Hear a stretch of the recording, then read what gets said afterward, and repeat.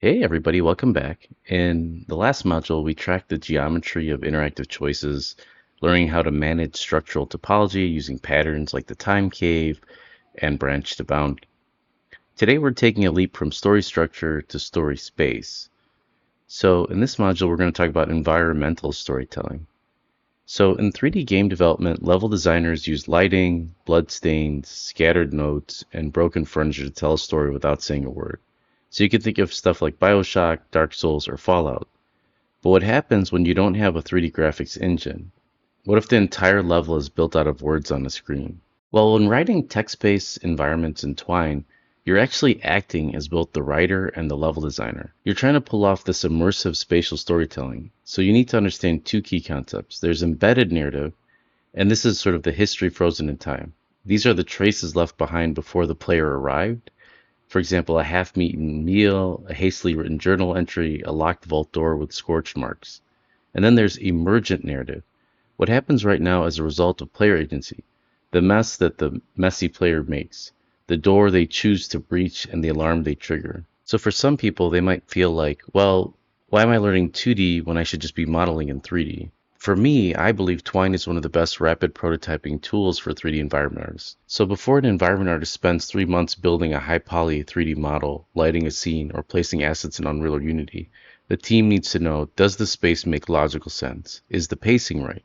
Does the player understand where to look? By mapping and writing your levels in Twine first, you're building a narrative gray box. Twine lets you test player navigation, sightlines, item placement, and key and lock puzzles in hours rather than months.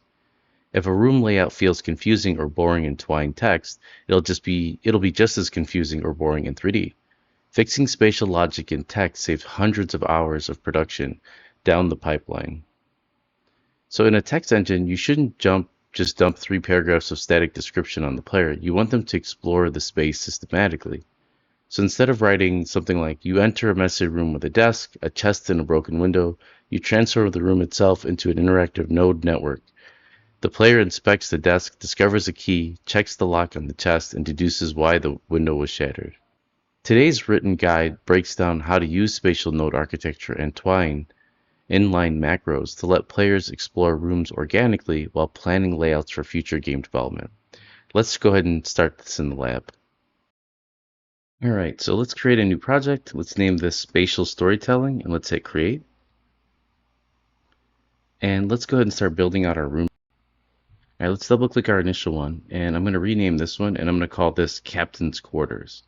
Let's go ahead and get rid of this underscore. And I'm going to go ahead and insert the text. Give me a second. All right, so let's go through a little bit of the code to help us understand a little bit more what's going on. Some of this is going to be repetitive, and that's okay. So here we have the if statement, and this is a macro. It evaluates whether a condition is currently true. Then we have this $ inspected desk. So a story variable is what this is. The $ prefix tells Twine to save this value in memory across all passages in the game. Is undefined. So when a player starts a game, a variable doesn't exist in memory yet. Testing if it is undefined checks whether the variable has been set. Then we have this set here with a colon. This is the hook. So the single square brackets define a hook, a block of code or text that only executes if the if condition passes or is true. So here we have this set colon, $ inspected desk to false. We're initializing the variable to false as its default state, so the game has a clean starting point. And then down here you can see this is the body of our text. So if you step into the captain's quarters, tilting lanyards, casting long dancing shadows across tilted floors, rain slaps heavily against the rear stern windows. This is where we're setting up the environment, right? What do you do, right?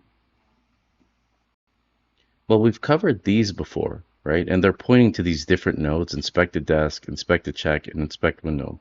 But as a refresher, what is this, right? Well, it's vital to distinguish between single brackets and then these double brackets here. See how these have like a double bracket? A single bracket versus these double bracket is a code hook. This groups text or code that should only appear or run when they attached to a macro, like if, right? So you can see here we have this single bracket here. And the double bracket is, and I know we've talked about this before, but it sometimes helps with repetition. It creates a clickable hyperlink that navigates the player to the new passage. So, like for example, in the passage below where it says unlock the private hatch, it's placed inside the if hook. So if the player has the key and is false, the player never sees the clickable choice on their screen.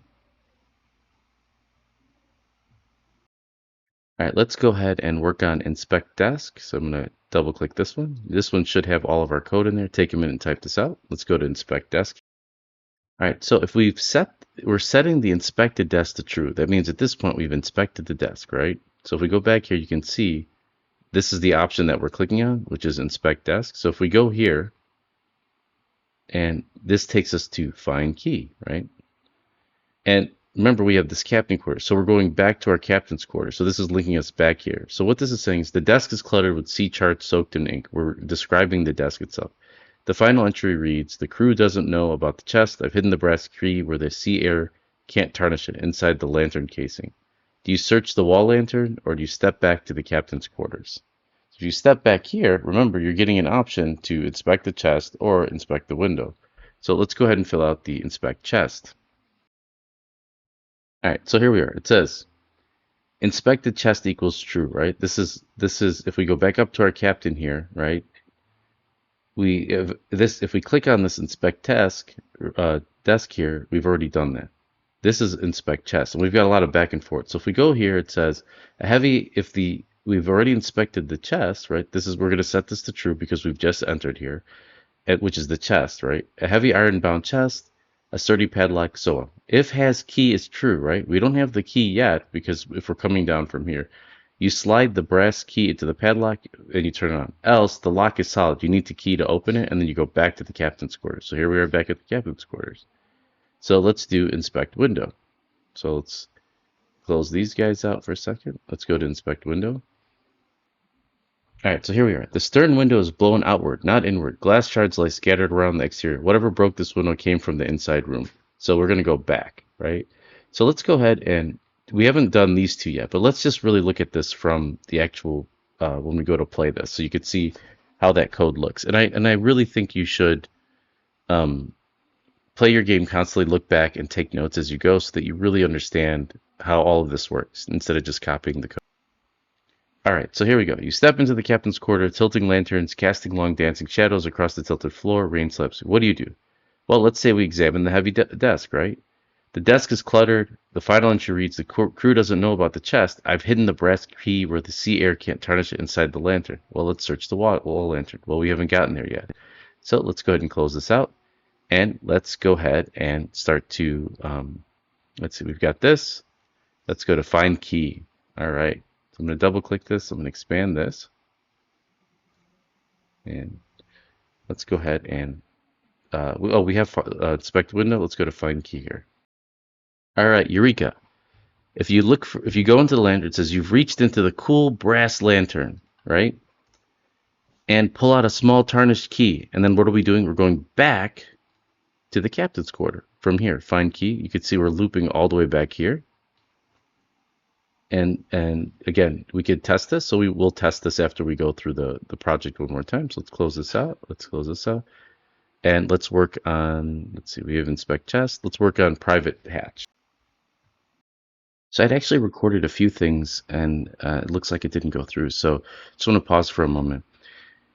What we have is, here's our private hatch, and all it is the dialogue, right? You insert a captain's key into the floor hatch and turn it. The hatch lift opens, revealing a ladder leading down to the quiet darkness of the lower hull. You descend, leaving the storm behind. So this is our private hatch. Now the thing is, I noticed there was an issue when I went to play the game where it was always resetting the variable. So I went into captain's quarter and actually removed those top two lines here. Actually, it was 3 lines. So it was these 3 right here. I removed them, and then I created a new node. So I deleted those out. So it starts with just a dialogue. And then what I did is I created a new node called startup.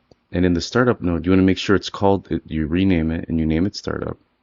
And you click new to make the node, and you leave it off to the side. And here, what a startup node is it runs exactly 1 time at the very beginning of your project.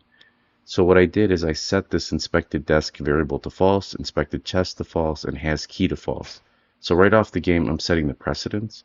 So if we go here and we test from our game from here, you could see, and I'll just take you through the path really quickly of it says you step into captain's quarters, tilting lanterns, casting. So we already kind of know because we built the project out, but we examine the desk, and then we know the key is in the wall lantern, and it says you got the key. We step back and look around the room, and then we open the chest, and you could see you slid the brass key into the padlock. And then you step back into the room and look around, and what you're doing is you could see, we can unlock the private hatch in the floor. Now this is unlocked, and there it is. We just defeated the level. So let me show you a top-down sort of map of exactly what we're seeing here, or how you can plan this out, like the diagram. So I wanted to show you just a quick way that you can diagram out your, essentially the flow of your project. So you can see here, this is the story that we just did in Twine.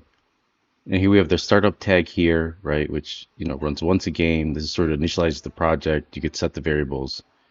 But you go into the captain quarters, and then here you can go back and forth from inspecting the window. We can go back and forth if you want from inspecting chest. You can just draw these lines out. So this is a way of helping you not bottleneck your game or your ideas as you're going through.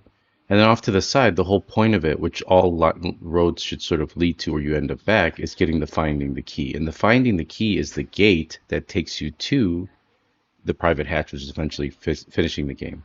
So anyway, I hope you enjoyed this lesson. I hope you're getting more comfortable with narrative design and game storytelling. Later in this course, we will use Ink, and will use Unity, and you'll start to enable these ideas, this pre-planning game storytelling features into the actual game engine. Even though, like I said, professional companies use Twine for all their narrative planning, and it's super fast, like I mentioned at the beginning of this lesson. Anyway, I'll see you in the next lesson, and I hope you enjoyed this.